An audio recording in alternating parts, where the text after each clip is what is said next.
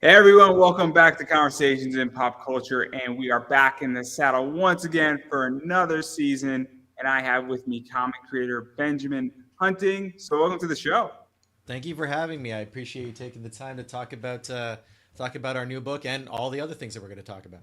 I mean, it's not our new book; it's your new book. I know But I say our because I'm co-creator with artist Joe Ing and designer Angela Hodge. So in my mind, it's always our, and I've got that lodged right in there. I just want to make it clear: I have nothing to do with writing the book. I'm just the interviewer. But I am very excited about your comic. It looks awesome. I did a little Thank you. research on it. Read the first 4 pages. It is called Dead Air, and there's a lot going on with this. And before we get too much into it, and possibly me pontificating about it. What is the basic premise of the comic for those who are hearing about it for the first time? So the premise of Dead Air is it's a world where one day a year you can talk to the dead, and this technology has become so commonplace that people just kind of take it for granted. It's like iPhones or video chat or VR. It doesn't really blow anyone's mind anymore. It's not super in the zeitgeist of the culture, and the book itself takes place in two time periods. The first being the late 90s, where a group of college radio DJ friends kind of have their lives torn apart by a tragedy. And then later on, about 15 years later, one of that group of friends uses this technology to talk to the dead, to go back and kind of explore what had actually happened. And when she discovers what actually happened, it's not at all what that group of friends had thought had occurred. And so these two timelines where you have the vibrant late 90s youth culture and then the early 2010s, kind of the same people, but they've been beaten down a bit by life, responsibility, and all that. They get back together and they have to decide how they're going to deal with this new knowledge about something they thought was dead and buried in their past, and what their relationships are like now after so many years removed from their college years and having been spread out into the world. Pretty much what happens to any group of friends from that period of time. Yeah, let's dive into this a little bit because you kind of said that there's two stories that diverge. Obviously, they are connected. And so, what is this like? Because obviously, the tragedy happens. I think it happens with this woman named Josie in a radio station, and she dies. And correct me if I'm wrong on what happened. Well, I I don't mean, think. I don't want to get too deep into what happened because that kind of gets revealed issue by issue. But you're right, Josie is the centerpiece of the tragedy that does occur, and it's her. A big part of the book is her close friendship with, I guess you could call our main character Michelle. They're both DJs, and they're very different people, but they mesh very well and they're very close. And that's the emotional center of the book, really. And then you when you go in the future and Michelle no longer has that emotional center and she's a little bit adrift in her life. She's still in touch with some of the people from the past, but the most important person's not in her life anymore. That's another big factor of the story. Yeah, because the reason why I want to bring this up is that obviously these individuals in college, Michelle, they're all in college, and it's like the late '90s, and their life is just beginning. And Yes. obviously, she's working in a radio station, a college campus, and they're kind of figuring out what they want to do with their lives, and they're really building their first friendships in college. And so, what is this like? Because that starts off very positive and the future's all bright, but we also know from the start of the book that that's in the past. And it's a very interesting vibe. And so, what is that like to create? Because you are diverging where we sort of know the middle of the story, I feel. Mm. And we start in the middle. We don't know how it's going to end, but then we see how we got to the middle and how that's going to sort of, I guess, transform the end. Yeah, so it's interesting to write because you kind of have essentially two sets of characters, even though they're the same characters. Because I think part of why I elected to tell the story this way was you get to explore the effect of trauma over time. It's how that changes a person when you first see them, and you pointed it right out. It's like at that point in life, you're just leaving college, you're super excited about the future. You don't know what the future is going to hold, but generally you feel pretty good about it, or at least most of these characters do. And then something happens that I mean, it's a tragedy on its own, but it's also something that shows you can't predict what's going to happen. And you don't necessarily have control over what happens to you or your friends. And being confronted with that reality really early on can change the trajectory of someone's life. I mean, at least in my experience. And I wanted to explore what that trajectory being altered looks like 10, 15 years later when you get those same groups of people together and you see how some of them have managed to kind of push forward into the future they thought they'd have, but there's also some of them that were marked by it to the point or had other things happen to them that threw them off the path that they had expected. I mean, speaking for me, I'm nowhere near the path I expected I'd be on when I was that age. So some people manage to stay on it. Some people like me get like way sidetracked. And I think that's interesting to look at. Yeah, I want to stay in the 90s for 10 seconds Okay. more because obviously she's building relationships, she's in the radio scene, and then, this event happens that completely sideswipes her. And so, what is that like? Because, we get this very joyous start and a very fun experience, and then out of nowhere, they get sideswiped. So And it's nice that you noticed the joyous art because that was a real conscious choice. Joe and I talked a lot about how we wanted to present the two eras, and when we went to the '90s, we wanted to not just kind of take advantage of the color palette and whatnot that you expect from that era, like the brighter teals and the pinks and the purples and all that stuff, but when you think back on like the 90s, I was that age roughly at that period of time, and when you think back on that part of your life and it's an energetic part of your life and whatnot, you kind of see it a different way than you see your current life. And we wanted to reflect that in the art and have it be like, okay, you still have enough energy to stay up till 4 in the morning on a radio station talking to a microphone about how excited you are about music. And that's something that's very hard to carry through to later adulthood, like that energy, that passion.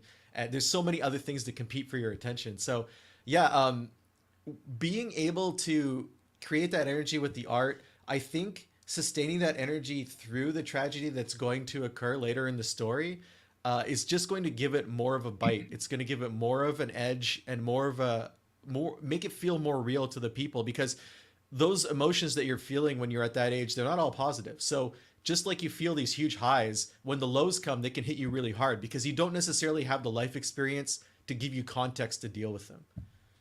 you mentioned something interesting about even the 90s. And one of the things that's really cool right now is that the 90s are super hot, where they are just very exciting and people are remembering them. 90s memorabilia is really hot.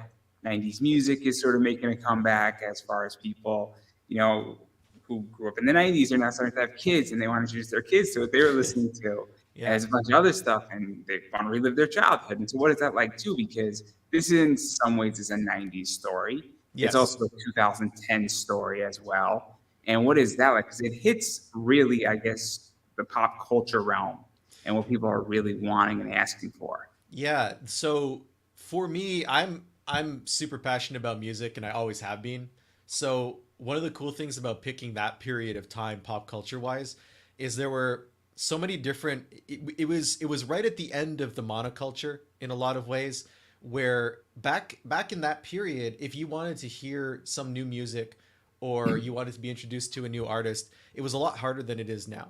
And especially if like the characters in this book and for me personally, you grew up in a smaller town where a lot of the media was coming in from somewhere else. So being able to take each of those characters and kind of lock them into not I wouldn't say a stereotype, but something that's like we have a character who's really into goth music. We have a character who's a country music DJ. We have a character who's into metal. We have a character who's into alternative rock. And at that point in your life, you can kind of make your musical preferences your entire personality.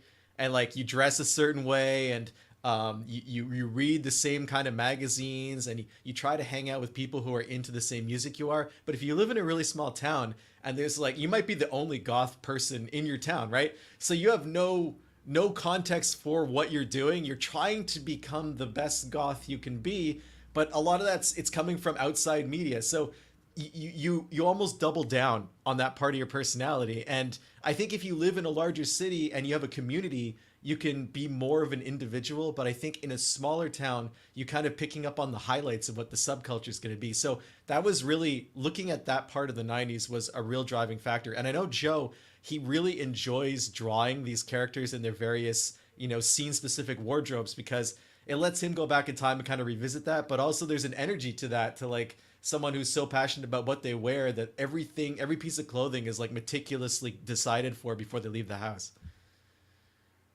See, it's interesting because I don't remember the 90s. I'm 30. And so I was like born in 93. I was Okay. 7. The only thing I remember from the 90s was like Pokemon, and that's it. And I remember partially the Spice Girls and maybe the Backstreet Boys. That was sort of going into 2000. Yeah. Beyond that, I don't remember anything from the 90s.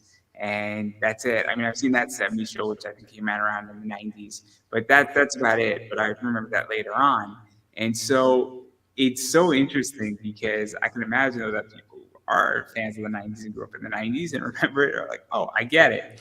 Um, but I do want to back out of all of that. I want to talk about the other side, which is the 2010 side of this story, because that's kind of you setting up the 1-2 punch, I feel, where now in 2010, Michelle can talk to the dead and she can talk to Josie and she could figure out what happened. And I think in the first 4 pages, which are free to read, she says it's taken me 15 years to get to this point to talk to Josie for the first time using this technology.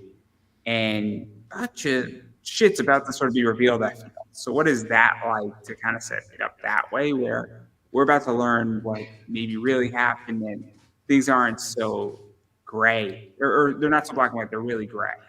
Yeah, but that's a really great way to put it. Talking about the grayness, and especially when you consider we're talking about memory, which is not reliable. It's been proven over and over again that human beings are not really all that good at accurately reflecting what actually happened, even if it happened to them. So you introduced the technology. We call it DTalk in the book. Just like we wanted to pick a fun acronym that sounded kind of like it would be like one of those late night infomercial medical drug kind of things, and kind of like a tech company. And you take a technology like that, which kind of allows you to pierce through not just the mortal veil, but also memory, because you can talk to people from the past who remember your past that you can't talk to anymore. And you get to when you have a technology like that kind of as a centerpiece of the book, it's more interesting for me to look at how it affects society and the characters themselves than kind of how the technology works. So the DTalk tech, it lets us have a mystery going on in two time periods, because the people in the 90s don't know something bad's going to happen. The people in the 2010s, it's already happened to them, but all of a sudden not the way they thought it did. So you have these two, it's the same people trying to figure out two very different things that are happening to them or have happened to them. And being able to move back and forth, that I think you create a tension in the story and a tension between the characters over time. Yeah, let's dive into this because this is what's super fascinating in so many ways. Where Josie obviously got killed and it was an accident, it was a tragedy. So she has a different perspective of what happened. She also has probably a different perspective of the relationships that were forming, things and who was being, I guess, supportive, not supportive, and also whose fault it was, if it was anybody's fault. And Michelle, on the other hand, on the other side, obviously has grief and feels that it was her fault. But I don't think that's anything revealing too much. And this creates a very interesting, I guess, dynamic between the two of them, where now, how do you have this conversation? And Mhm. what is true? What is just your perception? What is you grieving with it? And what really happened? And was there foul play involved? And that's what's so interesting about this whole thing because maybe what Michelle knows isn't exactly the truth. It's just what she saw. She only knows half of what was really going on with 4 or 5 other people And involved and in the whole thing. and imagine living with that kind of pain for 15 years, to the point where you're not even capable of reaching out to, your best friend that you can do now because of this technology, and then discovering that what you've been beating yourself up about all those years, or the pain that you've been feeling, might be misdirected or might be in some way just a really shocking revelation about yourself personally. I think even in the absence of what actually happened, the idea of someone who is feels so much guilt or so much pain that they can't reach out to someone they loved so much, is itself it's a tragedy for that character. You know, like pain kind of begets pain in life, and if you don't leave that part of yourself, or you don't find someone who can help you leave that part of yourself, you can get trapped in kind of a cycle that keeps you from making connections, that keeps you from loving even yourself. And these are all one of the cool things about this story, I think, for me as a writer, is having so many different characters and a little bit larger world that I'm used to working in. It lets me get to know them better across a longer timeline. And that just makes them more interesting to me. And the more interesting a character is, the better I write for them. And that's something I've really noticed as we've moved through working, behind the scenes on the different issues of Dead Air. Yeah, I'm not going to press too hard into that because I feel like we're going to start pulling threads and it's going to be revealing certain things. But even to talk about that a little bit too, because one of the things is that obviously some of these friends, and I put that in air quotes, might not be friends anymore. They might not have been friends in the first realm. And things are about to be massively revealed or at least shifted. And I don't even know if that is real or if that is Josie just pissed off at Michelle or Michelle's input, or if this technology actually works, or if it's just playing off of some AI. There's a lot of stuff that could happen, and I guess it's going. And what is that like to play with too? Because things are now going to change because of this conversation, and perceptions of people are going to change. And how Michelle obviously deals with these people after this conversation is going to change, and it's also going to change before. And so, what is that like too? Because there's consequences Yeah. with this conversation where there's pre 15 years conversation after conversation. Yeah, it's the most interesting thing that can happen to a character is that that character changes, right? So if you can give them multiple opportunities to do that within the framework of the same story, you can really set up interesting confrontations.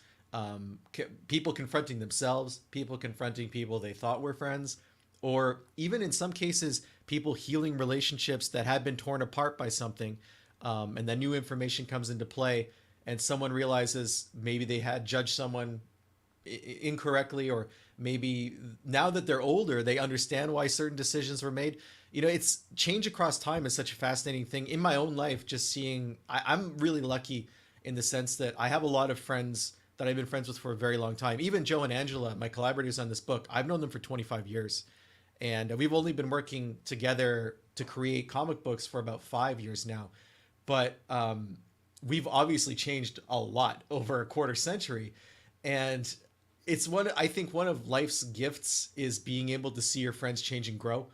And it doesn't always work out in the sense that, sometimes they drift away from you, or sometimes they might take their lives in a negative direction. But being able to see them grow is much better than the alternative, where they're not given the opportunity to have a future. And both of those things are at play in Dead Air, where you have someone who's missing from a friend group, and the rest of the people, moving forward with their own lives while still having this hole, not just in the friend group, but in themselves, that's related to that. Yeah, it's very interesting because I also think that it's also touching upon an element of society, even going beyond this story, where people don't know how to deal with grief. I also think that people, and I'm going to use COVID as a perfect example, where I think COVID created an isolation effect for a lot of people. And I think it created a hole, and I think people also have changed because of that.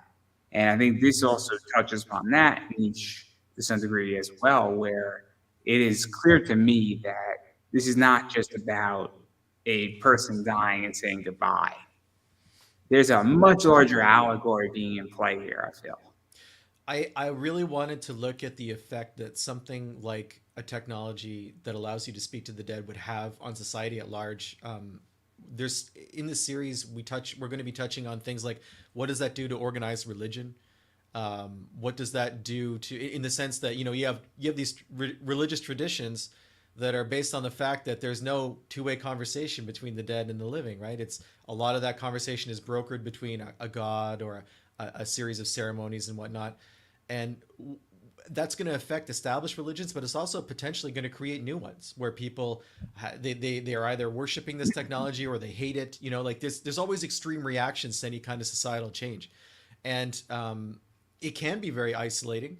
It can bring people together, but any technological change can be isolating. I mean, you think about COVID, where we were isolating ourselves to keep ourselves safe from sickness, and a whole bunch of technologies sprouted up that were intended to allow us to connect to each other in those periods of isolation, like what we're using right now. The video chat technologies come so far in terms of being popularly accepted, being used not just on your phone while you're talking to a friend, but entire companies are run that way now.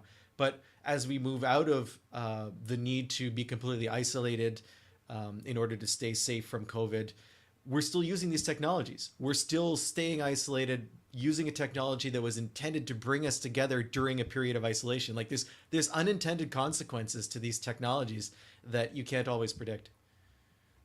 Yeah, let's talk about another side of this too, because you touched upon it too, where obviously this is all franchise now, and this is a big money maker as well. Where what wouldn't you pay is to speak to your loved one who Yeah. passed on, and what does that look like? And the fact that it's franchised, and even that effect, and also how much does it cost, and all that stuff, and even just that conception, and even the idea of how are we connecting where their world and our world lines up as well as in play, and what does that all mean as well? And so there's a lot of little things that are being touched upon here and there, and a lot of seeds. I don't know if we're going to get answers to certain questions, because the way I view this story, and I might be wrong here, is I view it more as a relationship story, with all that stuff being background noise but relevant to kind of set the tone. But that's not the focus of the story. But I could be wrong on that. No, you're quite perceptive. I mean, the most interesting thing in any story is the characters and how the characters relate to each other and how they grow, right? And coming up with the idea of DTalk, the talking to the dead technology, is a way to explore those characters. That's ultimately what it is. It's a way to facilitate two cool mysteries that are going to be hopefully interesting to the reader, but also give the characters that are involved room to become themselves and room to maybe move past themselves. And part of when we were coming up with the idea for the technology and essentially the hook of the story, being able to talk to the dead, we wanted to put restrictions on it too, because you don't want to just have it be like a hand wavy, you can do absolutely anything, and there's no real limits to the technology. We wanted it to feel real in the sense that, well, it works in this. You can do it one day a year. How far back can you go? Do people always have to answer when you make the call? Can you just call anyone at all? Do you have to have some kind of connection to them? These are all things that we tried to think about, and the best that we can put them down on the page so that the reader has context and kind of a firm footing in the technology, and they don't feel like it's just magic, like, and it'll work to the convenience of the plot. I also like the fact that it's only one day a year. And I think that that's something that's also really cool too, is that, and I don't know if it's one day a year, depending on who passed away and who you're contacting, or if it's legitly everybody in the world gets this one day. But either way, I think it's super interesting that you only have one day. And that's what's so interesting too, is that what are you going to talk about on that day? Yeah. It's like when you limit access to a resource, it becomes more precious, right? That's just generally how it works. People take it more seriously. And I think, the idea that even with that limitation, people are starting to kind of DTalk is just something that's in their lives. It's the Concorde was a supersonic jet that flew across the Atlantic, and it got you to London in like 2.5, 3 hours from New York. And that's pretty amazing compared to how long it normally takes, right? But after a few years, it was just another thing that you did. It was just another, if you had the money, you could do it, and it would be a convenience to you, and it stopped being this amazing thing. And I think with being able to talk to the dead, it's the same kind of deal. It's like when it first comes out, wow, this is world changing, but we all know that every type of world changing technology eventually becomes yesterday's technology, and it becomes either part of your life or it's not, and you make that decision. So that's part of what we were trying to get out with the story as well. And then it's interesting too, because when you talk to the dead, that's going to influence you. Obviously, with this story, it's heavily influenced. And then there's the day after, Yeah. there's the day before, there's the day that you do this, and there's the day after. And that's where this gets really interesting is that what did your conversation with the person you spoke to who passed on bring into your life? And it could be a good, conversation. It could just be, you speak to your mother that passed away, and now, you had a lovely conversation, or it could be a much heavier conversation. That's what gets so interesting about this. And I'm even just thinking further down the line that a sequel could pursue with another person. There could be murder mystery stuff going on. I mean, think about it. If you were murdered and you don't know who killed you, but the person you're speaking to can identify their murderer, I mean, you can solve a case pretty That was quickly. that was something that, what you just brought up was something that we had to think about when we were talking about the limitations. Like, is information you get during a detox session admissible in court? Every country in the world would have to make that decision, and they would have to, and do all the countries make the same decision? And is it going to apply to every type of court case? And there were some other aspects of it that, what you were just talking about in terms of the day before and the day after. When I first started writing this, I didn't necessarily know how I was going to show other characters interacting with the technology. I was like, is it just going to be Michelle? Is she going to be the one who's like the linchpin of the story? She goes in, it happens once, and then we move on. And I talked not just with Joe and Angela about it, but also our editor, Sebastian Gerner.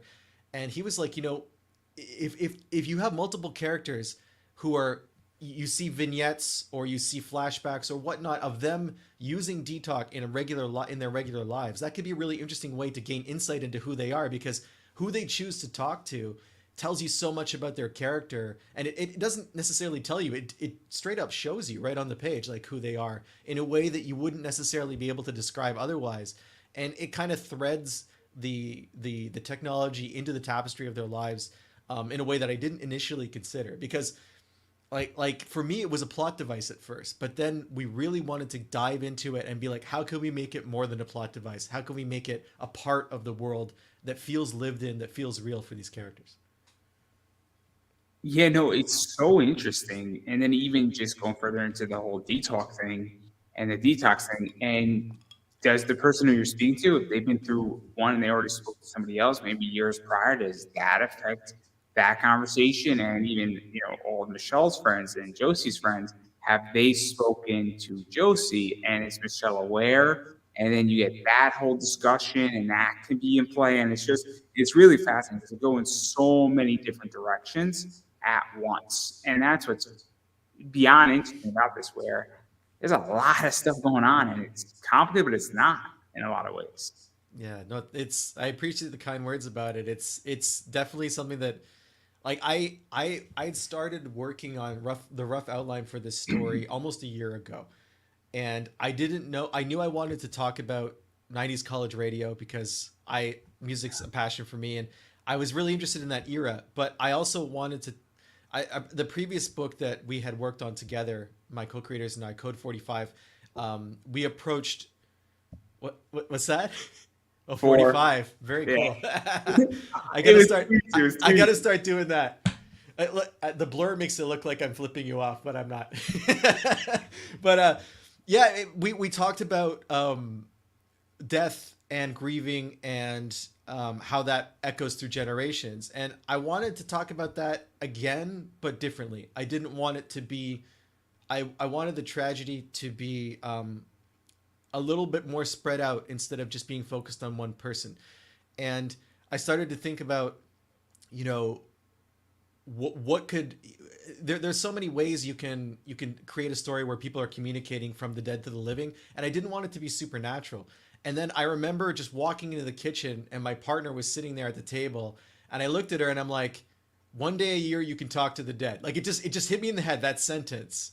And she was like, that's it. You got it. And it all flowed from there. And about 5-6 months later, I was talking to Joe and Angela about it. I had a formed story in my head, and I'm like, are you two interested in getting on board with this? Is this an idea that's worth pursuing, or is it too crazy? What do you think? And they had some really great feedback and input on it, and we kind of moved forward from there. Yeah, let's actually talk about that, because I was speaking to somebody. I don't know if you know who Tom Hutchinson is from Big Dog Inc. No. So I was talking to him about my story, and he said, "Oh, dude, you have to do that because if you don't do that in 2 years, I'm going to steal it from you. There's pressure. And That's motivation. but I could see in his eyes that he's very encouraging, and he was like, "Oh, you should do that, and you should do it this way, and you should simplify all of it." Because I was pitching him a more complicated idea, and he gave me really good advice. And so I'm working on it, and I have the opening scene. The opening scene is going to be from one of my favorite movies. I'm Nice. taking the whole thing out of it. Like, I get it completely. It's going to be great, but the idea is that you could see the light go off in his head and in mine too in the conversation we had. So what is that like when you know you hit gold? Because it's a weird thing, right? When you know you have it. It's I think for me it's when you know the story's connected with someone else, like you just said, like when you see the light in their eyes, it's because what you said reached across from your brain to their brain, and like there's a connection there, and that person understands what you're saying. And anytime you can get like a reader or someone you're in a conversation with to understand the concept that's just been living in your head until that moment, that's an amazing feeling. That's when you know that, okay, I made one person understand it. How about I try for two? How about I try for 10? How about I try for however many people want to read this book? And that's where it gets really encouraging. It's so interesting. It's so interesting. And then obviously there's just a million things that are going on with this. But I am curious because I don't know how many issues you're planning to do with this. If you're planning to do, because I know it's not just one. Hopefully it's not just one. It might be just one. I don't know. No, it's not just one. We're looking at, I think right now it's 6 or 7. That seems to be a good number to get this story out.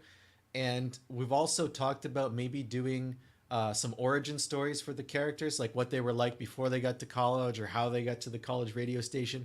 Because as we get to know them better, there'll be interesting ways to kind of peek at their lives. But that's kind of where we're looking right now in terms of the full story.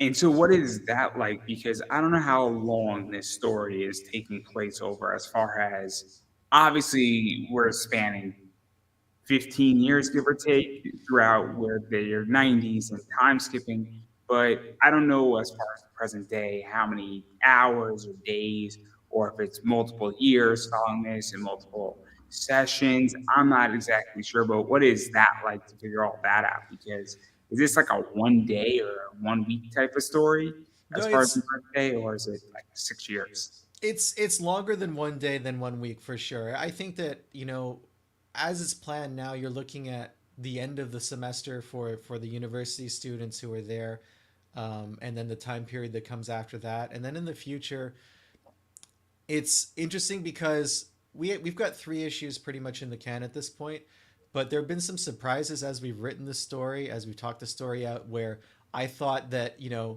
things that would have happened in a later issue happened a little bit sooner, and that sometimes happens when you're planning out a story. Because what I like to do is outline everything in advance. I had 6 issues outlined completely before I started writing, but when you start writing and you get to know the story and the characters, you start moving things around, and you start condensing things in one place and then expanding them in another.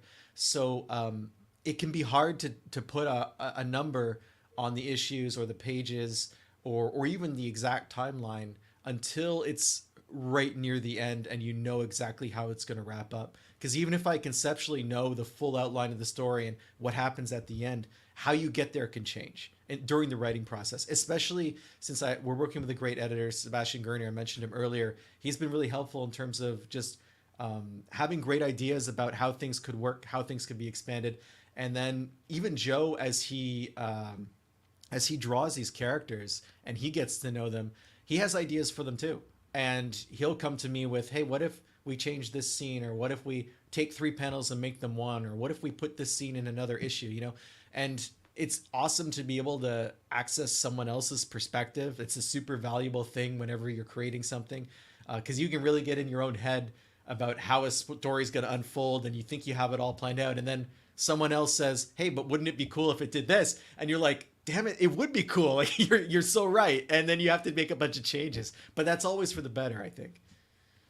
But it's also comics, because in comics it's easier to make changes versus in a movie, a Yes. television show, because it's cheaper. I mean, the cheapest Yes, form of producing anything is a book, is a novel. for By sure. far, all you need is a word processor and some electricity. Comics are pretty cheap, all things considering.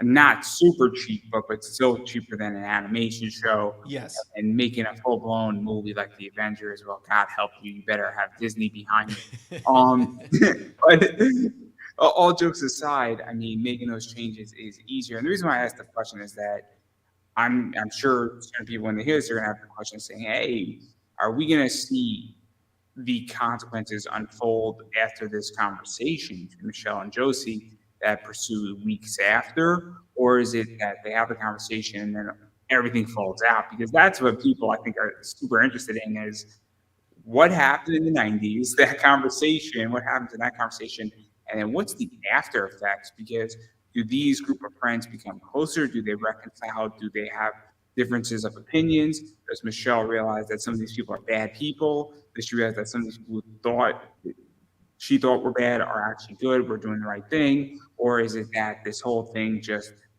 dissipates the whole friendship or unites them even closer? And so that's really where the story gets super interesting because there's three components that have me interested in now. Yeah, And that's hopefully that. I'm summarizing this really well. 'Cause that's and I don't know which way it's going. No, but I mean, there are definite consequences to that detox session that Michelle has. I mean, that's really the hinge of the story. That's the kicking off point for everything that happens after that. And there's a lot that's going to happen post that session where she comes out of that franchise and has to dramatically rethink a whole bunch of things in her life and then make sure that the people who were involved in something that she thought she understood realize that what they also understood is completely it's going to get blown open for them, you know. And part of the story looks at what that's like when you're an adult and you have this, you know, you've been living you built a life for yourself, and then when someone reveals something from your past to be not what you thought it was, like what effect does that have on your life, not just yourself but, you know, the decisions you made to that point, and how you relate to other people, whether they're friends from the past or friends from the present, you know. And are you able to maintain those relationships when new stresses like this when they appear?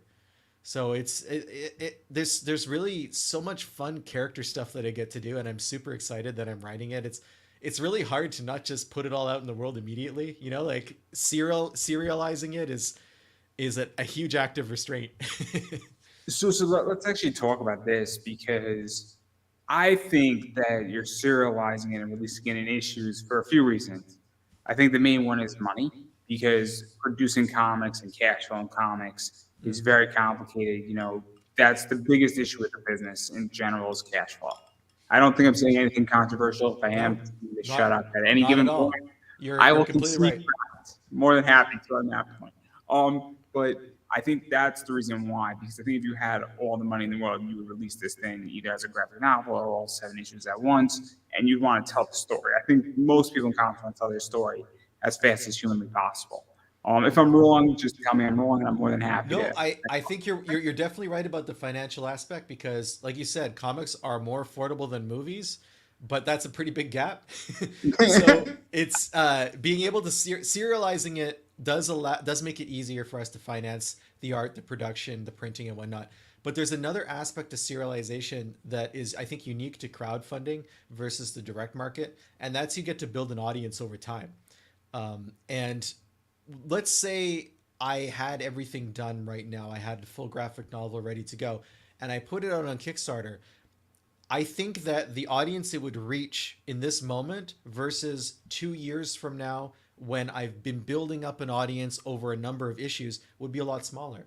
Because you can bring people into the story slowly over time. They tell their friends tell their friends. And then by the time you get to the final issue and you have a complete story that's ready to be discovered, there are more people who are going to read it. And it's kind of the opposite of the direct market where, you know, you release an issue number one, it gets a lot of attention, and then follow on issues don't nearly sell as many, or you don't have nearly as many readers. So that's one of the cool things that I appreciate about Kickstarter and crowdfunding in general. Is like that slow build up is really a valuable thing both in terms of audience and finances.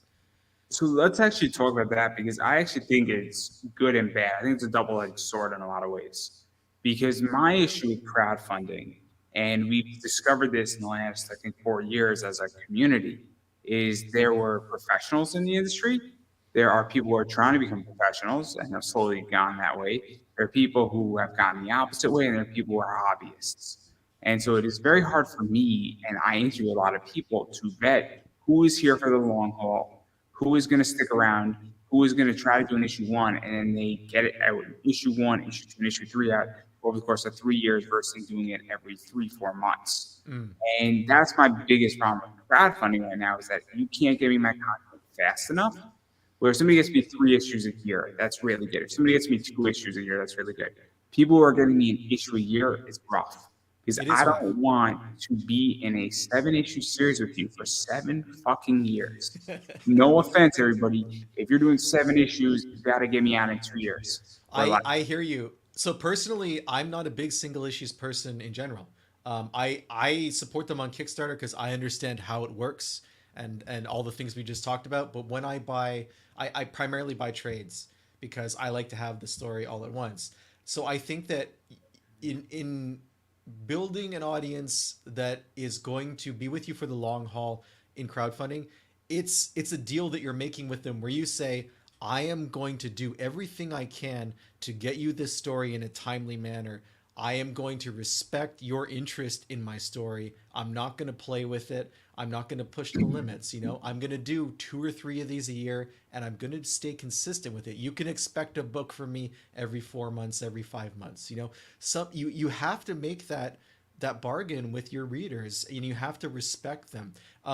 When we did our first book, Code 45, we had a publishing contract with Scout, and we only came to crowdfunding after we had that contract signed.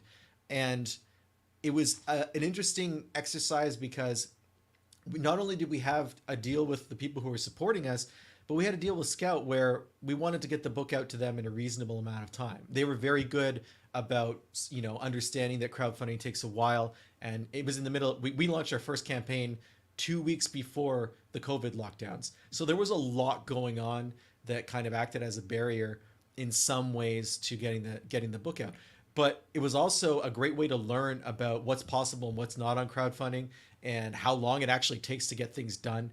And all of those lessons, we got 5 issues done of Code 45. They're all out on the direct market right now. You can walk into a comic book store and order them. All our supporters have their copies, and there's going to be a trade coming out in December from Simon and Schuster. And all the lessons that got us to that point, that's what we're applying to Dead Air. We're having a first book, I think, makes the second book just a lot easier logistically, and you're a lot more realistic about your planning and what you can get done, and not having the pressure of an independent or a third party publishing contract right now is also great because we can stay on our own schedule and we can match that schedule to our supporters. yeah, you mentioned a lot of stuff. Yeah, sorry. Right Kind of just rambling. One of the things I want to touch upon, and this is a real issue I feel, is the covenant and the contract between backer and Kickstarter producer, for lack of a better word. I'm sure somebody can come up with a better term for it. Comic creator, writer, whatever you want to call it. But I, as a backer, feel I am entitled to what you are going to give me as a reward. Yes. I feel I'm entitled to a reasonable expectation when the book will come. And I think we're discovering that a lot of people sometimes meet that, and sometimes people don't meet that. And I think it's becoming a bigger issue right now in comics, where I have been sort of screwed over on a bunch of projects, and I feel the contract has been broken. And Kickstarter doesn't give much of a recourse for that. They really don't. And I think the comic community has actually defended a bunch of people who they shouldn't have defended. And I think it's up to people like me and a bunch of other people to call out BS on it. And I hope, and I'm a capitalist and I'm a free market guy, and I'm hoping the free market solves that problem, because I think that's one of the biggest issues. Because when I got burned the first time I Kickstarter, I didn't come back for 8 months. Yeah, that's a real concern. That affects every single person who's using crowdfunding. Like every creator who uses crowdfunding is facing a group of people like yourself who've been burned by projects that didn't pan out. And you're right to point out that Kickstarter does not have a mechanism in place that really deals with any of that. Something I think about a lot is someone once said to me that every comic book is a small business. And that's true in the sense that, I'm a small business. I'm a big small business on eBay. I mean, I'm having a crazy year on eBay, and I'm a small business. And when somebody doesn't pay my bill on eBay, and it might be $100, it hurts, it stings Yep. It pretty has bad. it has consequences. And I'm lucky because I've been an entrepreneur for almost 20 years now. I've been a freelance writer professionally for 15 of that. And I've been working for myself. So I have a business background and I understand what it's like to not get paid. And I understand what it's like to have to chase down checks and publications and whatnot. And I don't ever want to put someone on the other side of that. And when I the feeling that I could let someone down from something that I've created, that's there's a huge motivation for that to never happen. And there's a huge motivation for things to not be late, let alone not get fulfilled. Like for me, there's no option to not do this book. This book, and part of that for me, before I start a Kickstarter campaign, everyone's paid. Everyone gets their deposits, and I have the cash waiting to fulfill everyone's contract that I've signed on as a contributor, whether it's the letter, colorist, artist, all of that. And then I recoup that through Kickstarter. But even if I don't recoup it fully, everyone still gets paid because that's important to me. And if I was on the other side, I would want to deal with someone who had my best interests in mind. So I maybe approach Kickstarter a little differently because of the business background that I have and because of the writing background that I have. But I take that covenant very seriously, and it's not just with the supporters on Kickstarter; it's also with all of my collaborators. Yeah, no, I think it's an issue. I just had a Kickstarter where the goal and my reward was changed without my permission. Oh wow! That's a problem. That's not a violation of the contract. That is a complete breaking of the contract. So they actually changed the final goal of the project? Sort of. The short version of this is that the artist ran away with the money, and so they basically said, "We're going to launch a new campaign, and all my legacy backers are not going to get a graphic novel. They're going to get 3 floppies. So they're going to get floppy of issue 1, floppy of issue 2, and floppy of issue 3." And my response to that is, I ordered a graphic novel and I paid for it. So you're putting massive risk on me that these campaigns are going to be successful. You're not charging me necessarily for those 3 extra floppies, but I didn't order a floppy. If I wanted a floppy, I would have ordered a floppy. Yeah, I hear what you're saying. And that is where I think Kickstarter needs to say, no, you can't do that. That's not how this works. You either have to refund your backers their money, or you have to figure out how to get them their reward, or you should not be on Kickstarter. And person has raised like $50,000 on other projects, and that's where I get upset. And that's where I get really pissed off. Where I think that is the biggest violation.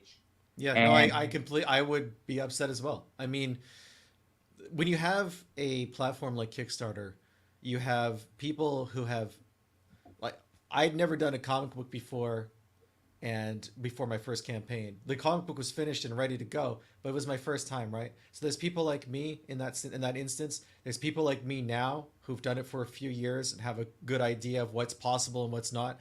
There's professional organizations like independent publishers that are showing up more and more and using it to do pre-orders.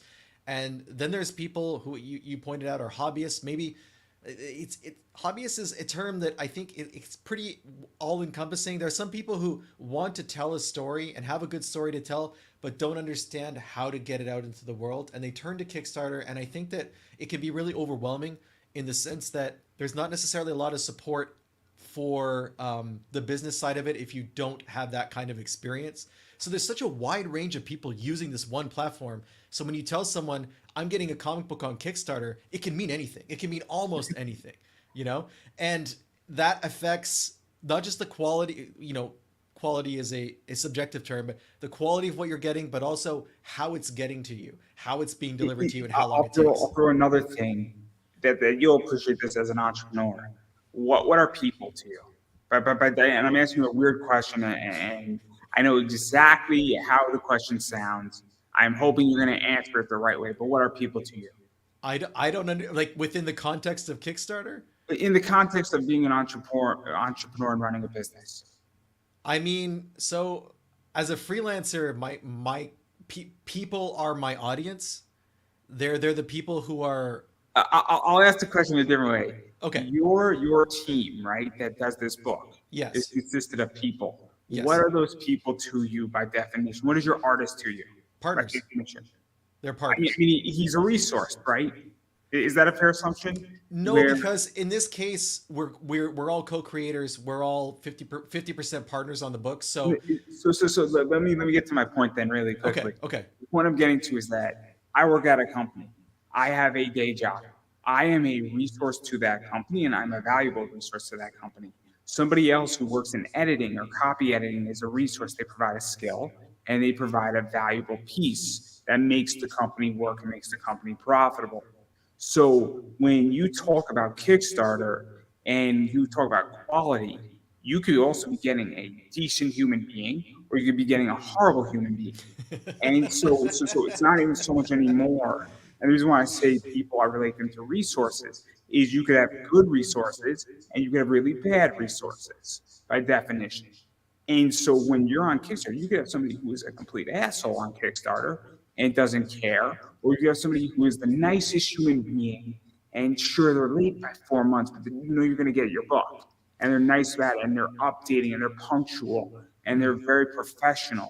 And like, hey, I'm so sorry, this is my first book. I had a month delay with the shipping. You're going to get your book. They pack it, put a little nice post-it note in there. Or you have somebody who says, 6 months later, I don't care. Deal I with it. think I feel like what you're describing is community, straight up community. You know, it's there are people who are, as you described, they're engaging with their audience and their supporters, and they are with them every step of the way, and they make them feel like they are with them. They don't disappear, even though something's late. They don't hide from the responsibility that they played in the delays or whatever is happening to make the project stumble. And then you have people who don't care about community whatsoever, and they approach Kickstarter as a piggy bank, and they feel no responsibility to the community at large. And we were talking earlier about how bad actors on Kickstarter affect everybody in the sense that it hurts creators because it makes people less likely to support your campaign regardless of your own track record because they've been burned in the past. And I think that these bad actors are people who are hurting a community in that sense because Kickstarter is largely a trust-based community. And it's like you think about like the early days of eBay, like I mean I'm gonna go back to like the I'm an two. eBay seller. I'm Yeah. an eBay seller. So I'll briefly explain. I right now have a book that I'm waiting for, and I was speaking to a customer that just bought a book. I said, "Hey, dude, how do you want to handle this? Do you want me to ship out your book, but I'm gonna have to charge you shipping?" He's like, "Yo, dude, relax. I know you're gonna send me all 3 books, and you save me $26. Don't worry about it. I can wait a month so that book comes in because I trust it."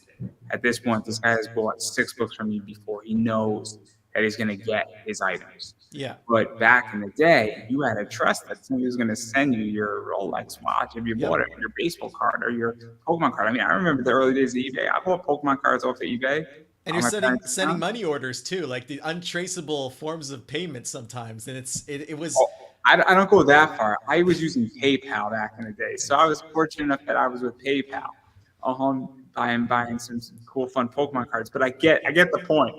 yeah, it's I you're not the first person who's talked to me about this even this week. The idea of what Kickstarter could do to support the community better in terms of identifying bad actors, in terms of not allowing people to walk away on both sides of the equation. Like we had some, I mean, 99.9% of backers of my projects have been great. And then there are some people who are unusual in what they do when they communicate with you or how they interact with your project. We've on our very first Kickstarter, we had someone who made disruptively large pledges, like $1,000 at a time, and then canceled them 5 days later, and then made that pledge again 2 days after that, and was constantly sending us messages, and it was really strange, and we didn't know how to deal with it, and it can disrupt like you don't really know what's going to happen with your own campaign because it's really disruptive to how the funding is going, right? But Kickstarter had no way to deal with that. There was nothing on their side. Like as a creator, there's nothing I can do to stop that There from is happening. something. They actually added something. I don't know if you know They this. did. I saw it this week. There's a new. You can remove people from. You can remove their pledges from your campaign, and that's very new. Is that what you were referring to? Yes, yes, Yeah. but I have an issue with that personally because there's unfortunately in the comic community people don't like each other. Mm. So what happens now is, let's say you hate me. I don't think you do, but I backed your campaign. You say, I hate Andrew. And I'm excited, and you remove me from that pledge. I'll get my money back, but now I can't back you. But I did nothing to you. You just say, I don't like people named Andrew. Yeah. For whatever reason, you don't know me personally, or you think I'm somebody else, right? How does that, how does Kickstarter deal with that? If I'm making a $20 pledge, I'm not going to cancel it. I'm not doing anything. I don't know you at all. I'm like, this book looks cool. Sounds interesting. You sold me, and then you remove me. Or Yeah. let's say you were trying to remove the person below me, and then you remove me. What happens then? I So feel like it almost seems like this should be Kickstarter's responsibility instead of the individual creator's responsibility, and that they should have some type of, I don't know, I wouldn't use the word moderation, but some type of community policies that are applied across the board might be a good solution. I honestly don't know what the best answer is because it's a complicated issue. Kickstarter doesn't, I feel like how they approach the idea of being a marketplace is they're a little hands off. They don't necessarily like that term. And I think maybe community is something they would be more into buying into from a dealing with edge cases and weird situations. But it's, we're getting to the point where I think Kickstarter is starting to become a mature community and people generally know what they should and shouldn't expect from both creators and backers. And it might be time to act on that for Kickstarter to kind of codify.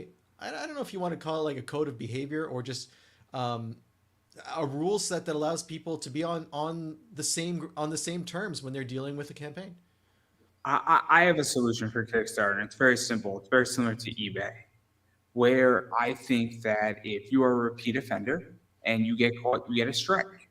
And maybe what happens is that you get your account from pledging or running a campaign for a week where you can't do anything on Kickstarter for a week. And then the second time it happens, it's maybe 14 days. And then after that, let's say you don't do anything for 6 months and something happens and it's a weird thing, there's discretion that could be involved because things happen in life without a doubt. For You sure. pledge $20 and then something happens in your family, you can't afford the book. That's okay. Things happen. That's not erratic. No, When of you're course. doing And anyone, honestly, anyone canceling any pledge is totally valid. I have no issue with that. For me, it's strange behaviors like repeat pledging and repeat canceling over and over and over. Stuff that I think I don't understand why it's happening. And sometimes, there's a lot of spam on Kickstarter too. And we've even on this campaign recently, we had people make somewhat sizable pledges and then make an overture to us and be like, oh, hey, you want to buy our services for your campaign? And then if you ignore them or if you answer in the negative, their pledge evaporates. And that's their prerogative to do that. But I don't think Kickstarter really wants to create a world where pledge gives you access to selling spam to creators. Like it's there are reasons to cancel a pledge, and there are reasons where I think people are just taking advantage of access to a creator to sell something, and I don't think that's where Kickstarter wants to be. it's interesting. So I'm a strong believer in there's two paths to getting whatever you want in life. There's earning your way in and buying your way in. No, but hear me out. You laugh at, but I think you know where I'm going with this. So you could buy an ad on a show if you need media, right? If you can't earn your way onto that show, Yeah. is the idea. So you could say, hey, look, I'd like to run an ad on your show, blah, blah, blah, blah, great. And maybe some people feel more comfortable doing that because they're like, I think my ad can sell better than me talking about my product. For sure. Or you can earn your way in. And so I do both. Like I've bought media ads and I bought media spots, and then I've also earned my way in. And there's nothing wrong with either. If you're running a Facebook ad, you're buying your way in. Yes. If you do an interview, you're earning your way in. So I think that's what they're trying to do, but I don't think Kickstarter is really too happy about that because it's not good. I mean, I ran a Kickstarter and I got all those messages, and I was like, I don't really need your services. I'm good. Yeah. Send me all the messages you want, I guess, but for me, it's like, don't make a pledge unless you want to support the book. Like that's, I think, where I draw the line is if you're into this, if you're into our book and you want to be part of the audience, you want to read it, that's great. And if you're in that audience and you want to pitch me something and you still want to read the book, I'll listen to your pitch. I'm totally fine with that. But if you're just kind of mercenary style pitching me $100 to get my attention and then being like, hey, do you want me to promote your book here for another $100? And I'm not into it and you just bounce, That's not so great. You know, like that's it's there are other ways you could have sent me an email. You know what I mean? It's there are better ways to do it, I think. I just think they're trying to buy attention and trying to get Yeah. your thing. And look, I'll be the first person to say this where I pledge to people's campaigns for $1. I'm like, hey, I got this show, look that number. I'm not selling you to be on my show. But I figured if I throw you $1, you're gonna at least read my email. But I'm not gonna take my dollar away. Yeah, see that's the thing. I think that's the nice part of it. You know, like there's a difference between that and someone being like, here's a C note and oh sorry.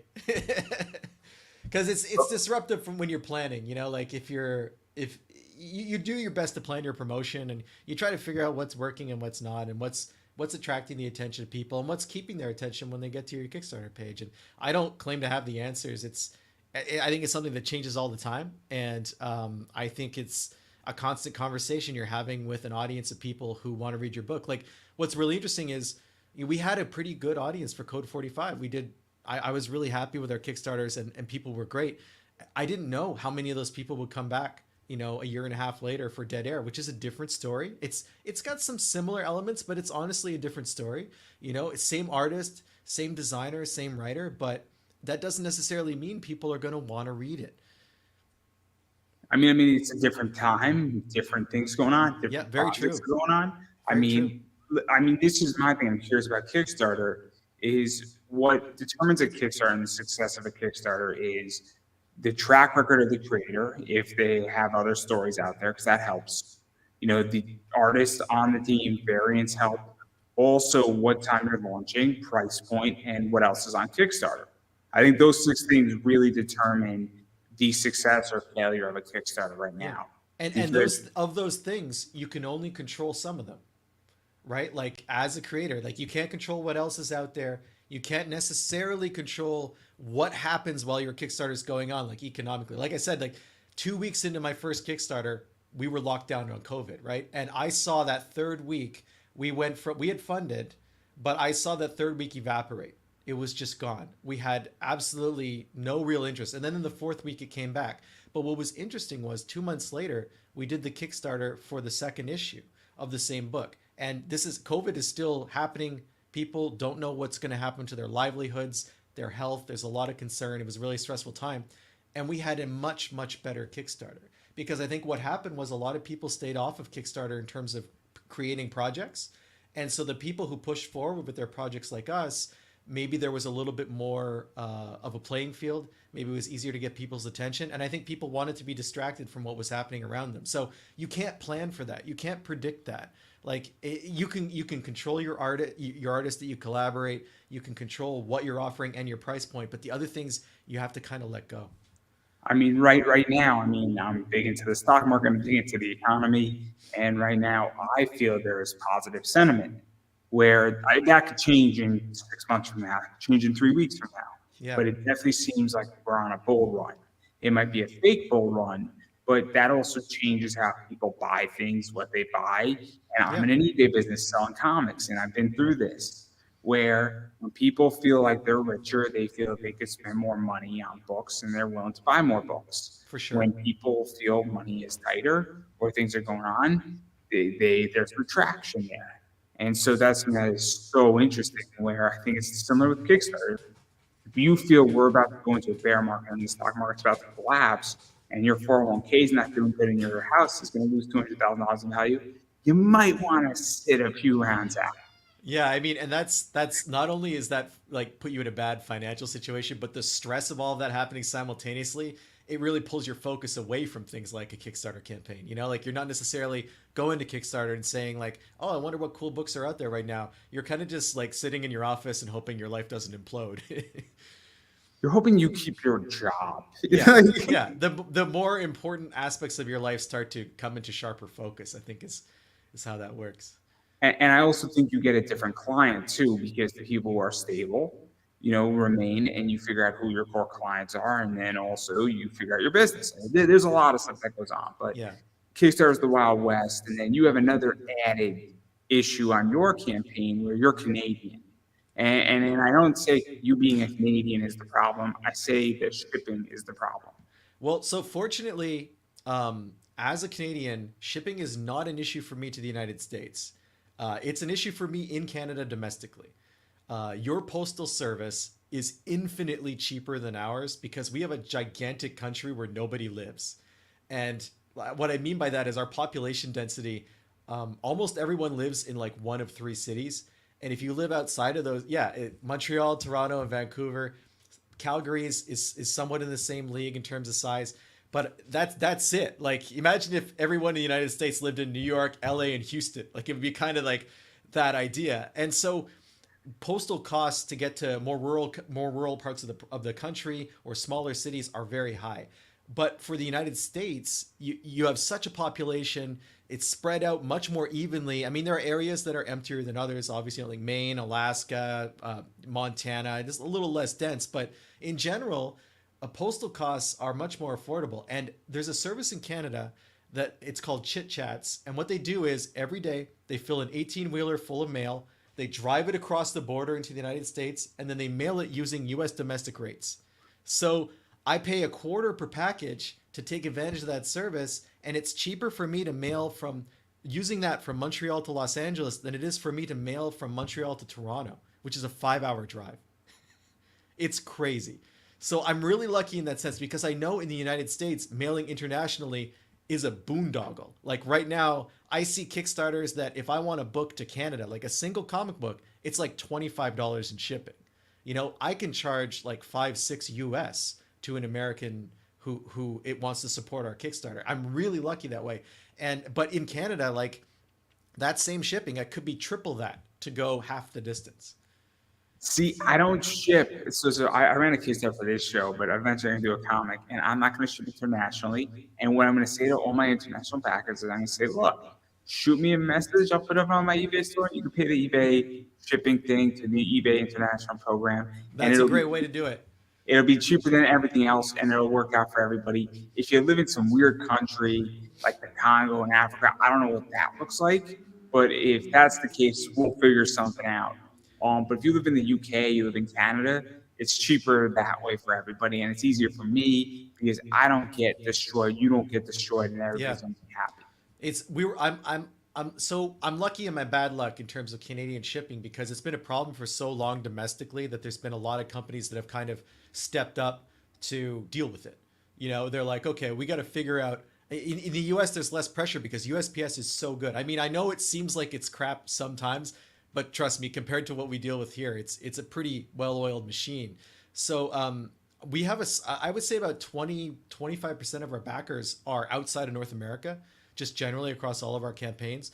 And I've been able to find shipping companies that work pretty well at getting stuff to the UK, getting stuff to mainland continental Europe. Even we have a decent number of supporters in Australia and in Asia as well. And there's a couple of countries I know every time I see that I have a supporter from that I'm going to have to work a little harder and it's going to be a little more expensive. But in general, it's been okay. And our shipping prices for international, well, outside of North America kind of reflect that. So I've been fortunate with that. But what I really miss and what I would really love if Canada had that you guys have is media mail. We'd have nothing like that here, and it would be a game changer for comic books. Yeah, I don't even know if I ship media mail all my books. But then again, when I'm dealing with $60 books, I'm not interested in shipping media Yeah, mail. you want tracking, you want it. I'm the same way. It's like there are some very cheap ways to ship in Canada, but I'm scared to use them because it's like throwing a book into the void, right? You don't know what's going to happen. I sell a lot of cards, and I don't have a problem legitly putting a card in a top loader and then no tracking. I'm going to just send it off and hope for the best. But when you're selling a $12 card, it's a little bit different. If I was selling a $400 card, oh my God, am I packing that thing up in a vault? For sure. And it's a relationship too, right? Like we were talking about relationship, Kickstarter supporters getting your book out in time, but when you ship something to someone, that's part of that relationship and that trust. They trust that not only will you pick an option that actually gets it there, but it's going to get it there undamaged and that you're going to take care while you package it to make sure you did whatever you could to head off whatever crazy stuff's going to happen en route, right? So that's part of the whole covenant as well, I think. There's a reason why people pay $13, $14 shipping. Yeah. And people sometimes yell at me on eBay if we're saying your shipping's too high. You can ship this book for $9. I'm like, no, I cannot. And that's the end of the discussion. and then when I'm shipping now $25 cards, I charge $4 shipping, and nobody balks. Nobody balks because they know those cards are going to arrive perfectly. They know that they're going to be shipped out on time when they arrive, and they know they're going to get their product correctly. And people who spend money on these items, and I think, people who back Kickstarters are looking for higher quality items and rare items and exclusive items, are willing to pay for it. For I'm willing sure. to pay $10 for shipping on a Kickstarter. No questions asked. Yep. And there's no worse feeling than getting that package that you've been waiting for like 2 months, 6 months, 8 months, opening it up and it's damaged. Like it takes all the wind out of your sails, and you're still excited and you still want to read it, but at the same time you're like, man, I wish this hadn't gotten folded in half. I wish this corner hadn't got dog-eared. It's like, it just sucks. And I mean, not to speak ill of projects I've supported, but you can always tell who cares about getting that to me and who just puts it in a bubble envelope with no backing and Oh hopes for the man, best. I hate people doing that. I will say one thing though, that Pat Shan ships really well. He ships really well. He put ants in my package. Ants. So he doesn't know this story. It's a funny story. I don't want to speak ill of Pat because I love Pat. What happened is that apparently, I guess some ants got into a crevice of that. So I'm opening it up, and you could just imagine my surprise. I'm opening up the book. I'm so excited, and something moves. I'm like, what the fuck? And like I jumped 15 feet in the air, because I had an ant infestation in my room once, and Oh it man. freaked me out. Yeah, There's like, I can't imagine. It's like, no one expects bonus ants when they're opening a package. like you're opening and then you see something move. You're like, what the fuck? Oh, it was it. I never told Pat that. At some point, I will tell him that story. Obviously, he didn't put them in there, but apparently they No. just got in because it was just put on the front step. And I guess, it's summertime, and oh my God, I almost had a heart attack. I almost had a heart attack. But that's how you know somebody really cares. That's going above and beyond, guys, above and beyond. But no. That's how you know. So if somebody puts ants in your Kickstarter package, you know that they went the extra mile just for you. Um, so when I run my next campaign, guys, if you get ants in your package, knowing it comes from love and not It's a place of special. hate. Yeah, that's the special touch. If you don't get any ants, you're on my list. But I agree. I agree. All jokes aside, I agree that I've gotten books, and I'm amazed that they arrive perfectly in like a cardboard sleeve, and I'm like, I mean, they had a bag of board in it, but I was like, this is not good. This was a recipe for disaster. I paid $10 shipping. They shipped it for like $3.79, and I'm like, why? Yeah, it's we worked hard to try and figure out when we were first starting which mailers would work well. We used the Gemini stuff, which works really well for some items, but then you end up if you have like an art print or something that's too big for a Gemini, we ended because they're restricted to comic book size. If you have like an eight and a half by 10, 8 by 10 or 11-inch print, you can't use that. So we started using we had some Gator Pack mailers that were really rigid that we had great luck with. And when you combine like a Gator Pack with a bagged and boarded book, bagged and boarded graphic novel, we discovered that they were almost unkillable. And we got lucked out. I think we sent probably 1,000 packages in the last 3 years. And I've lost maybe 3 or 4 to damage maximum. And a lot of that was water where it got left out and rained on. And there's nothing you can do about that. You can bag stuff and like the comic's okay, but other stuff that's inside, water's going to take it out. And then we had the weirdest situation was we had a supporter in Germany, and customs basically worked them over really good and ended up sending the package to some warehouse in Switzerland and wouldn't let them take it. And we had to try and get it out of that warehouse. And I ended up just sending them another package because it was easier than dealing with like the Swiss authorities who were super suspicious of like the graphic novel I was sending to Europe. It was a weird situation. But in general, we haven't had a lot of shipping loss. And whenever someone messages us with, hey, something happened in transit, the easiest and best thing to do is you send them another one. You do it the next day, and you preserve that relationship, and you keep them coming back to keep reading your books, because if their books are damaged, they're not going to read the next one. Like it's a simple calculus. Oh, you're better than me. You're better than me. On eBay, I torture my clients when they do this. But that's because the people who actually send me will take a picture of it. When somebody says, "Oh, my cards were lost in the mail," I've had experiences where they have not been lost in the mail. Yeah. And I can tell, depending on somebody's tone and how they respond to me, if they're going to bullshit me or not.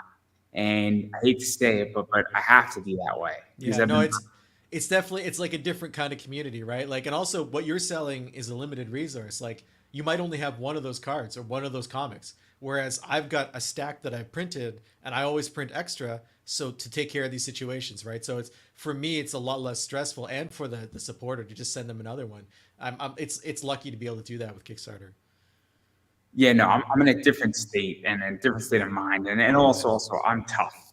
Where if they prove that I got damaged, I'm happy to send them another one, or just refund their money. And you just say, hey, what do you want? Or sometimes half of it. I'll say, look, you want me to refund you half your money? Like, what do you want here? Yeah. But because sometimes I do it more than one of them, but I'm tough because they got to prove it. And it be because unfortunately the eBay community and selling comics, it's not the same community Yeah. as Kickstarter. And I ran a Kickstarter, so I know that. But I digress. That's actually interesting that your shipping is actually affordable because I've ordered books from Canada before, and it was expensive. It was Yeah, like I think that 25 bucks. not everyone's aware of what's out there. I've ordered stuff in Canada and it's been expensive, and I've tried to. So one of the great things about Kickstarter and in eBay too, I'm sure you've come across this. Like, if you encounter someone who's doing something that you're not aware of, I always ask them about it. I'm like, hey, how did you get that shipping rate? Or hey, where did you get these mailers? Or like, hey, like how did you deal with this situation? And small business owners tend to like helping each other out for the most part, and that's been really helpful. But there've been times where ordering stuff off of Kickstarter, but in Canada where we have this high shipping, I would reach out and be like, hey, your shipping's a little high. If you try this, it'll be a lot cheaper for you. And like 90% of the time, people are like, that's awesome. I didn't know about that. Thank you. And then there's the 10% of people who are like, don't tell me how to run my business. You know, they don't want to know a better way to deal with their customers. And at that point, I'm like, you know what? You're right. I'm sorry I said something. Thank you very much. And like, I'm just done with it. But you got to offer that olive branch to try and help someone out wherever you can. Yeah, no. On eBay, I don't really talk about shipping with people because I ship a certain way that works for me, and I'm sure that there are cheaper ways how to do it. But what's working is working, and I know that my customers get their books perfectly, and so That's what's important.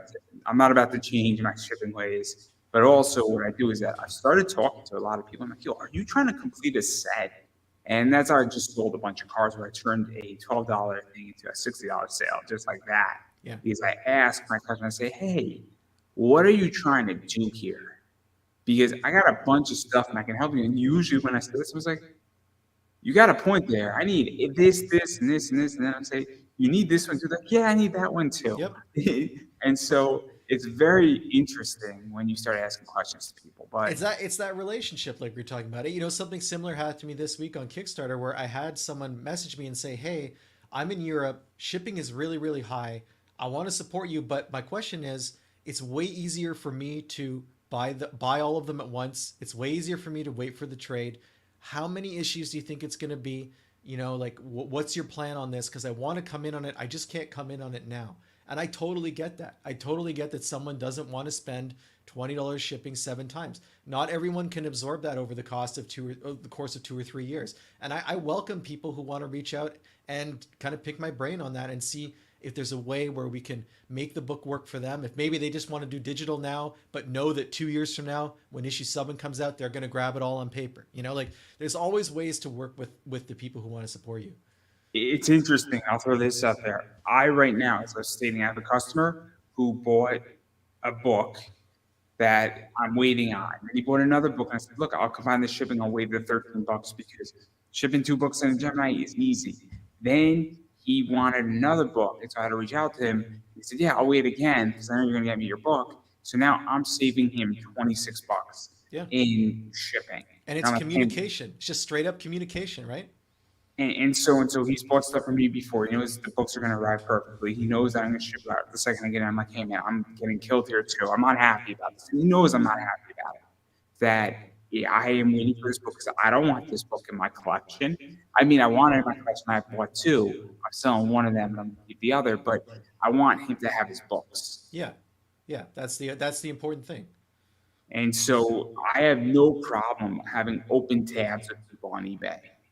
If they pay and they're like, yo, I'm going to be ordering 5 books from you in the next year or the next 2 months, can we just leave this as an open tab and you'll come out and shipping? I'm like, yeah, I've done that for people because it works. And honestly, if I knew I was running 2 or 3 Kickstarters back to back, I might do that.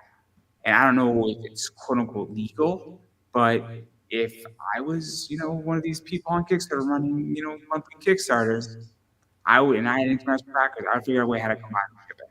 Yeah, you want to try and meet people where they are in terms of, the fact that someone's reached out indicates that they are motivated to support you in the first place, right? And if you can work out a way for that to happen, that's best for everybody. Being super rigid about how you manage the Kickstarter or how you manage your shipping, I mean, I don't necessarily see that as a benefit. Definitely have some ground rules, definitely have expectations, but don't open yourself up to alternate solutions, open yourself up to being flexible. No, I agree. I agree. I mean, what I don't know about you, but you probably know more about Kickstarter than I do. I don't think there's many rules on Kickstarter, No, really. it's really as we were talking about earlier, it's a trust-based community, and almost everything flows from that philosophy. Because I know there's a lot of rules on eBay, and I've Yes. learned the hard way. I've learned the hard way. Yeah. I'll give some of them right now. You cannot put the word boobs in your eBay title. You cannot put the word nude in your eBay title. If you put those 2 words in, you will get a warning. If you put it again in, you will get another warning. And if you do it a third time, you will get your account suspended for 3 days. I know because it just happened. It doesn't matter what the picture is. The picture can be completely nude. They don't care. They just don't like the word. That's so weird. It triggers an AI and a search in their system that then says this person is selling something that goes against our community standards. And that's what it goes down to.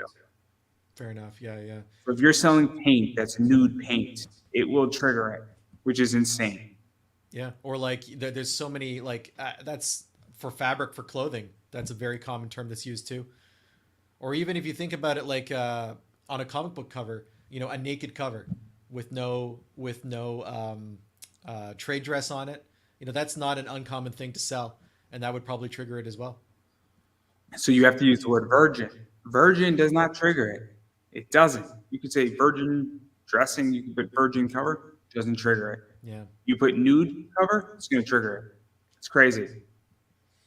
But I digress because we should talk about your rewards, Sure. as I am having an echo throughout the entire interview. I don't know why it's doing this. I don't know why, but I gave up a long time ago. But I know you have a bunch of stuff. You have the digital with layouts and script. I know you Yes. have the print and digital, which is I think this one right here. Yes. It's got kind of a Walking Dead vibe to it. Um, a little bit. Yeah, I can see that. I can see that. I kind of like it. I kind of like it.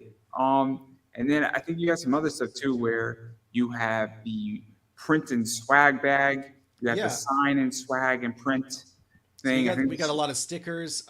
We tried to put together the swag bag is like kind of like if you were in the 90s and a radio station was promoting itself, we have like the poster for the radio show. We have some like stickers, like a mixtape sticker, headphones, a microphone. We had our designer, Angela Hodge. She's actually a product designer for I mean a lot of companies, and she designed and 3D modeled and then printed out these try to get that in front of the camera, these mixtape charms, and she used like an iridescent type of filament. So it's like keep moving the wrong way. There's 25 of them, and the color gradient changes depending on which one you pick up.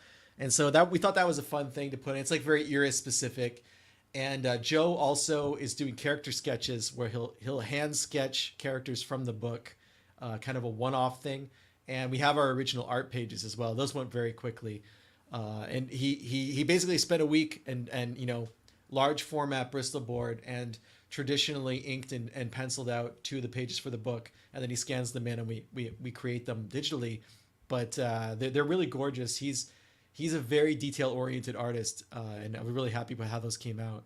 So we try to provide a range of of rewards for people who, some people, like we were talking about, they don't want to pay shipping, or not that they don't want to, but it's not in their budget. So we try to make the digital stuff as fun for them as possible.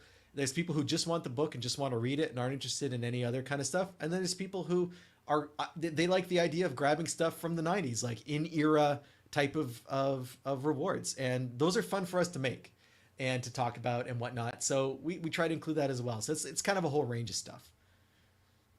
Yeah, no, it's interesting, and Kickstarter is a very, very interesting piece with rewards, and it's tricky because you never know what's going to hit. No, it's you can try to rely on stuff that's worked in the past, but like this time around we've had a lot of digital supporters, and we've had a lot of people who were interested in the layout and the script. And that was something that we never offered layout before with Code 45. We'd offered script and we had a little bit of interest, but this time it's really strong. And actually people reached out directly and said, hey, I would love it if every creator gave me this kind of look behind the scenes of how things got from the page to the page. Like and it was good to hear that. And it's nice to know that there are people who want to have that peek at the creative process, because it's fun to show them. Because otherwise, Joe and I work really hard on the script and we work really hard on the layout, and no one ever sees it. It's like when you're done with that issue, it goes away, and you might reference it in the future, but you don't put that online. People aren't looking at it, and it's nice to be able to you put effort into something and to be able to show it to people. That's interesting. I mean, I don't really look at layouts. I like reading scripts because obviously I'm writing my book and it helps. Yeah, it's fun. That It's neat does, to see how people do it. Yeah. but that's what I enjoy. But I'm not going to look at a layout. But also, a lot of times, I just want to read somebody's book, and I also want it in my collection because there's certain books that are really cool and look awesome, and there's certain perks that look awesome. And I'm a variant collector, so that's how I function. And also, I'll be very honest, I back sometimes for stretch goals, and I'm the worst. It depends. No, seriously, there's people who have awesome stretch goals. Brian It's true. Polito is a good example of that. Guy has a lot of stretch goals. Jamie Tyndall has a bunch of stretch goals a bunch of times. And some of those stretch goals are awesome. And sometimes certain things are cool. Like Tom Hudgenson has done certain books. I mean, there you get a bonus book if you back and you reach a goal. And it's kind of nice to get that book in black and white. Yeah, it is cool. I had a friend, Dave Cook, who had us. He had his he had made a joke. He had a series called Kiltopia, and he made a joke with his supporters in the middle of the series that, oh, maybe we should offer a Kiltopia toothbrush, like as a stretch goal. And I don't know if it was just because people thought it was funny, but his supporters started harassing him online about, when are we going to get this stretch goal toothbrush? Like, when are we going to get the Kiltopia branded toothbrush? And he eventually, I believe, ended up adding it as a stretch goal in one of his final campaigns, because so many people either thought it was a funny joke or legitimately wanted a toothbrush that was branded from the book that they enjoyed. And like you said, you can never know what's going to hit with people, what people are going to actually want. It just seems so random sometimes. Yeah, no, it's so interesting. And then also, you mentioned something too that I think needs to be mentioned is that having affordable pricing and having different pricing tiers, because as you stated, sometimes people only have $10 or $11, and sometimes people have 100, and also sometimes somebody only wants to back 5 projects, and if you're $100 to really get anything significant, they might pass or they might only back yours. Exactly, exactly. You gotta, like I was mentioning before, you have to meet your supporters where their interest lies. You have to meet them where they are, and I think sometimes there's a tendency for creators to maybe look at digital rewards as like the lowest tier and just kind of something for people who maybe don't really have an interest in the book. But I think that's really inaccurate. I think that there are like we were talking internationally, so many people internationally, and I do this sometimes too, they want to support that book, they want to make that book happen, and if you give them something cool that's digital, that is affordable, instead of just being like, okay, it's this is an afterthought. If you make that digital reward interesting, you might not know how much someone's willing to spend to support a digital reward. I think that they shouldn't be afterthoughts. They shouldn't be just the lowest rung on the ladder. You should have a range of interesting stuff digitally that you can offer people who do want to support your project. Yeah, no, I think that's it. I also think that just having a tier for $10, having a tier for 15, and then having a $50 tier, because again, I think a lot of people feel comfortable supporting 10 or 12 or $15. I think 15 is high. I really do on indie. And I get that it's indie, but I think 15 is a little high for a cover A. But I also understand that 12 bucks, I mean, I don't book at $12 for a cover A anymore. 15, I have to question it at 20, and I've spent $20 for a cover A. That's steep.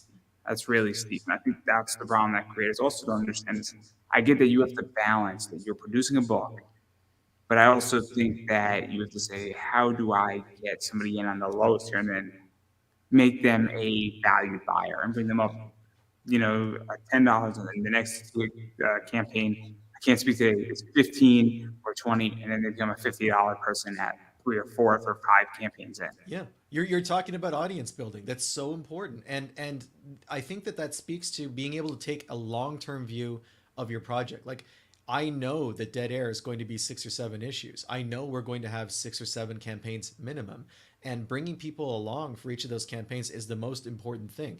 And the thing about that is, as you bring them along and as your audience grows, you're going to be able to recoup over time. Like, let's say you don't break even on the first campaign. It's fine, because you know by the third campaign, you'll be able to recoup on all the previous ones. It's really, you really need to play a long game when you're developing a book for crowdfunding and when you're trying to build that audience. It's not something where you can just look at each campaign individually. It has to be a cohesive strategy.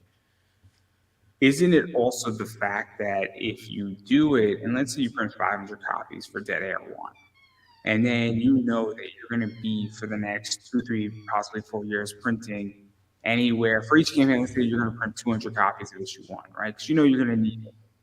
At a certain point, if you calculate how many issues you're going to print, your art costs go down, or they have a zero base cost on the second campaign, Yeah, and it becomes significantly cheaper.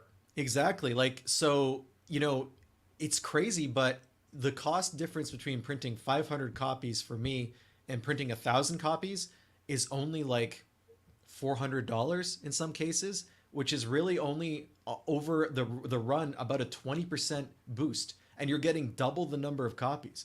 So if you invest in that up front, exactly what you just said, in the next campaign, I'm not printing issue 1 anymore. So I can take that cost, that line item, out of my budget. I'm only printing issue 2, but I'm selling both of them. And that's a big help. And it's something we did with the previous Kickstarter with Code 45. We overprinted on issue 1, and it lasted us throughout the entire 3 Kickstarter set that we did. And I'm really glad that we did that, because there was a point where we were like, oh, maybe we should only print the number that we have ordered. But I'm glad that we decided to make the extra investment, because it paid off long term. I buy and sell cards, and if I buy 25 of them, it is $4 a card, and I sell for 10 bucks. If I buy 10 of them, it is 50. So for double the money, I'm getting 15 more cards, and my profit margin is significantly higher because I'm going to sell it anyway for $10. And If you I get to keep keep your prices reasonable over time, right? That strategy means that you're not moving from like, okay, well, I bought this bunch of cards for this, so I have to sell it for X, and then I bought this bunch of cards for this, so I have to sell it for Y. Like, you can It's keep things more even stable. crazier. It's even crazier for me. My profit margin goes up. It's not even at $5 I sell for 10, and I'm making $1.60. At $4, I'm making $2 a card in profit after I pay myself back and everything, all the fees it takes. So because of that, the price doesn't change. Yeah. My profit changes, and that's what's awesome about it. Yeah. Is that because I spent an extra $50, I now have more flexibility, Yeah. and I have more room where it's anywhere from 60 to $1 more, and it's great, and I'm competitive with everybody else. Yeah, I can, and for me, on the second issue, I can keep all my prices the same. If I overprint that first issue, when I get to the second campaign, I don't have to charge more for any of those issues. I can keep everything at $12. I can keep everything at $10. And it keeps things stable, and it's in the long run, it's a much better choice. I think it's really interesting. I think a lot of creators do not think long term, and I think that's part of the problem. I really do. It can be tough. Like, I remember when like I said, I've been an entrepreneur for about 20 years now. And part of that is having a lot of failed businesses when I first started. it gets like, I had companies that didn't work out. I had consultancies that didn't work out. And it gets to the point where you no longer fear failure, because failure, you realize it's not the end. You realize there's always something next, like, okay, this company didn't work out. What am I going to do next? And when you get to that point, you're no longer afraid to take risks. You're no longer afraid to take a chance, and you're willing to think long term, because you know that if it doesn't work out, there's always tomorrow. And I'm really lucky that I failed so many times that nowadays I know how not to fail in most ways. I still get caught out, but when it happens, it's not the end of the world, See, it's interesting you bring that up because I'm an eBay guy. I like selling on eBay. I have a side hustle that's extremely lucrative, and I just ended an expansion cycle in my business, and the reason why I'm stopping is I'm exhausted. In the last 100 days, I have expanded by probably 33%, which is a lot in Yeah, 100 for days. sure. I'm owed a lot of merch, so let's leave it at that. It's a significant number.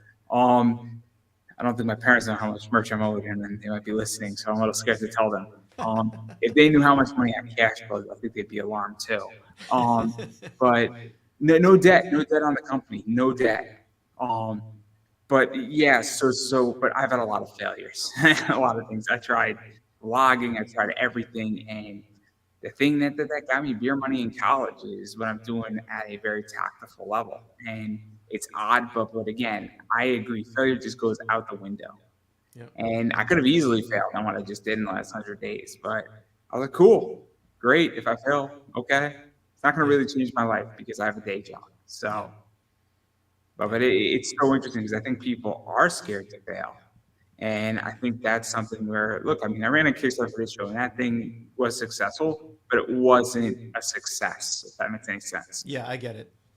Yeah. But I tried something and I got criticized for it. And my response to everybody in the community was that if we don't try things, how do we know if it's going to work? How do we not know if it's going to work? How do we approach things and how do we evolve?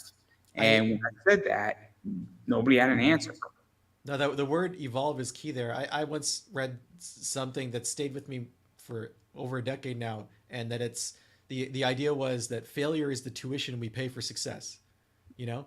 And there's no sentence more true in the business world.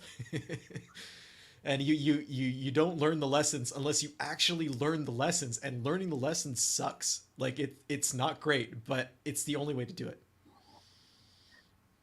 No, I agree. I agree. I agree. I've learned from my failures and I've learned from other people's failures. The best money advice I've ever gotten is watching people who are really bad at this and watching them and understanding why they're bad at this and understanding that they were trying to hit a home run when all I'm trying to do is just get a base hit. Yeah. Yeah, and you build a business with 100 base hits. That's pretty much how it works, you know. And you strike out from time to time, but the stakes are lower when that's how you're swinging, for sure. Yeah, you get 3 outs, guys. You get 3 outs in baseball, and if you're lucky, you have a pinch runner on every once in a while who gets to steal second. Um, Well, it's I'm, I really enjoyed talking with you tonight, Andrew. This has been a lot of fun. well, Um, before you go, because I do want to give you a chance to self promote yourself sure. before I have to get back to your business. Where can people find you, bother you, hit you up, disturb you, check out what you do, all that fun So, stuff? so for the Kickstarter, the easiest way to find it is deadaircomic.com. That will always take you to the Kickstarter each and every time, regardless of which one we're running. If you want to find me on Twitter, I mean, Twitter's a bit of a cesspool these days, but you can find me at Hunting Benjamin. I'm a little more active on Instagram. People are just generally nicer, more chill there. Again, at Hunting Benjamin. And if you want to see, like, I do a lot of writing about kickstarting, about comics and my experiences with it on my own website, benjaminhunting.com. There's sections for Dead Air, there's sections for Code 45, and then there's just general comics and Kickstarter thoughts that I have there in addition to my other professional writing. So benjaminhunting.com is probably the easiest way to find everything about me, but hit me up on Instagram at Hunting Benjamin. I like sharing weird photos taking pictures of weird stuff I see, like when I'm out in the city and whatnot. It's like a relaxed way to interact online. Well, I don't think I could have said that any better myself, and I'm going to keep saying it. You have to support indie comics. And what that means is that when they're on Kickstarter, you got to back Kickstarters.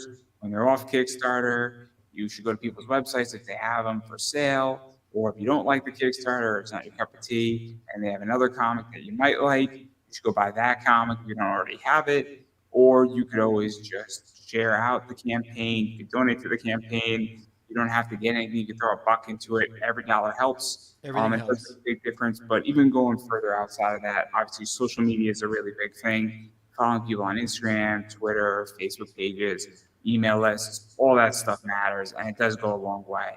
It really does.